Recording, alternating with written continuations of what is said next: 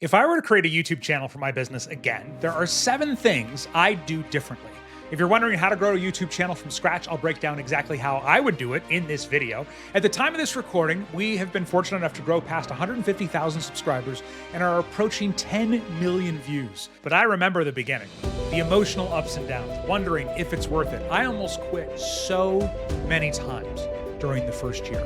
So this is for you if you're in the beginning phases, or even if you're just thinking about starting a channel. And by the way, a huge thank you to all of you that have supported this channel and subscribed over the years. Also, there are 3 things I did do when I started this channel that I would do again, and they're actually things most channels don't do when they start.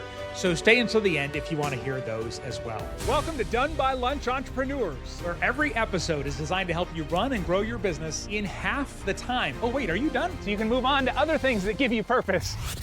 My name is Jerry Potter. Welcome to the Done by Lunch Entrepreneurs podcast. If I was starting over, the first thing that I would do differently is I would ask myself before I started, if I grow really fast for some reason, what will I regret not having done?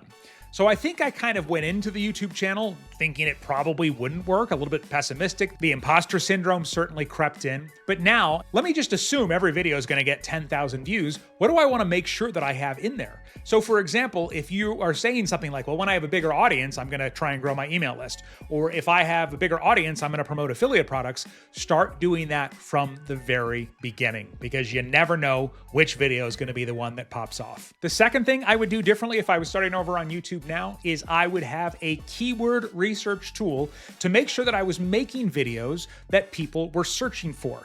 This is how you get found, especially when you're new on YouTube. I did add one a couple of months in, but at first I was like, oh, I don't know if I want to have to pay for anything. I think it was like $3 or $4 a month. Get a keyword research tool. I would definitely do that. By the way, I'm curious. I would love to know, how did you come across this video? Did it come up in search for you? Are you an existing subscriber? Or was it recommended to you in the feed or maybe on the YouTube home screen? Third thing I would do differently is I would post one regular video, like one widescreen longer video per week, and one YouTube short, but not just any YouTube short. And I'll tell you what I would do in a second. But when I started my channel, we didn't have YouTube shorts. The great thing about YouTube shorts is they get shown to people who don't follow you yet. So I could set up a brand new YouTube channel today with no audience, make a video, and YouTube would probably try and at least test it on a couple of people.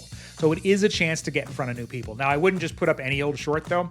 I would specifically make a YouTube short where I gave value and then promoted the other video. YouTube has this beautiful feature in shorts where you can connect what they call a related video at the bottom. So for example, if this was my long video for the week, this isn't going to make sense because of the topic of the video, but the long video is the 7 things that I would do differently, right? If I was starting over, I would make a short that said, if I was starting over on YouTube today, here's one thing I would do differently. Then I would tell them what it was to give them that value. Then I would say, by the way, I have 6 other things I do differently. Click below to access all 6. It's a great way to get new eyeballs on your videos and help you grow faster. Fourth thing I would do if I was starting over on YouTube today is I would go and I would hang out in Facebook groups where people were having the problems that my YouTube videos answered. Sometimes we think, oh, I don't want to go through a lot of work to get one view, but one view sometimes is all it takes from one person, and next thing you know, they watch 9 more of your videos, or they hire you.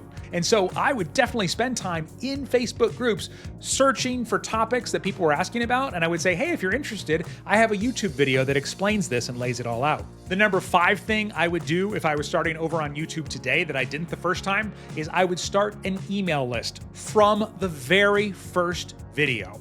I didn't think of it in the beginning, and then I thought that same thing that we talked about earlier, oh, my audience isn't big enough, it doesn't matter yet.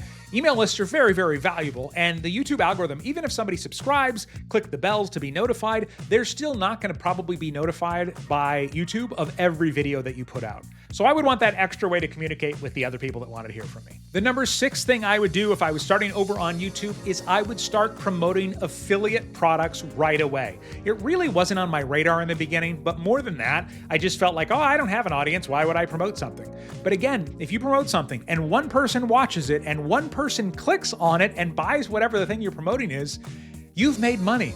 So this is a great way to make money early. And then again, if you promoted something in your 3rd video and for whatever reason it got picked up and took off and had 2,000 views or 10,000 views, you would regret if you hadn't done the affiliate link in there when you first made the video. The number 7 thing I would do if I was starting over on YouTube is I would make sure that the audience understood that I was a business in the very first video. I didn't do this at all. I'm kind of surprised that I got a client with only 17 subscribers because I never said, I help people with this is what I do, nothing like that. So if you are making a YouTube channel for your business, definitely talk about the fact that you have a business, not necessarily selling.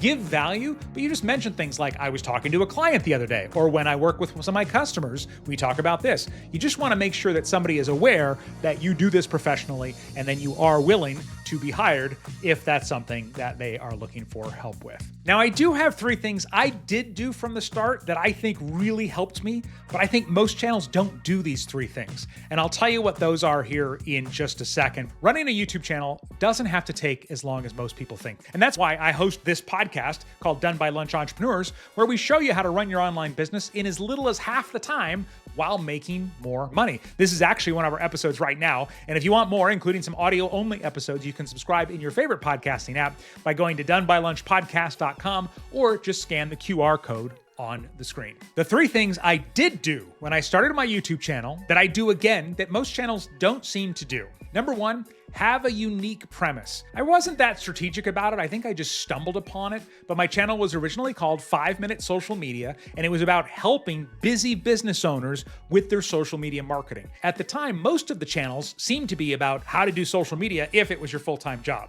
Number 2, I would batch record my content. So sometimes people like to make 1 video per week, but that leads to burnout. I had 2 young kids, a wife that worked evenings, and a full-time job when I started my channel, so I had to batch. And sometimes I would film 15 videos in a day. It took some caffeine, but it was worth it to then not have to think about filming another video for 3 to 4 months. And the 3rd thing I did when I started that I think almost no other YouTube does, and I would absolutely do this again, is I said, I'm going to do this for a full year, no matter how it goes. I would have quit so many times had I not done that. But here's what I've learned. When you are committed to something, you've decided it's important, you're hopefully going to stick with it at that point. And then when things don't go the way you want, or you're sitting 2 or 3 months in and there's only 17 subscribers, you keep going, because then those just become bumps on the journey, like little speed bumps, as opposed to, this'll never work. I can be dramatic sometimes, and I would have been way more dramatic in the beginning had I not committed to a full year. If you're looking to grow on YouTube in the next year, would you leave a comment and let me know? I'd love to connect with you and support you in any way as I can as you go along this journey, including telling you to get going, because having a channel has changed my life. And even if my channel was 10% as big as it is now, it would still be incredibly powerful. I also put some bonus resources in the description of this video, so if you want those, you can hit pause so YouTube doesn't automatically jump to the next video before you get the chance to check those out.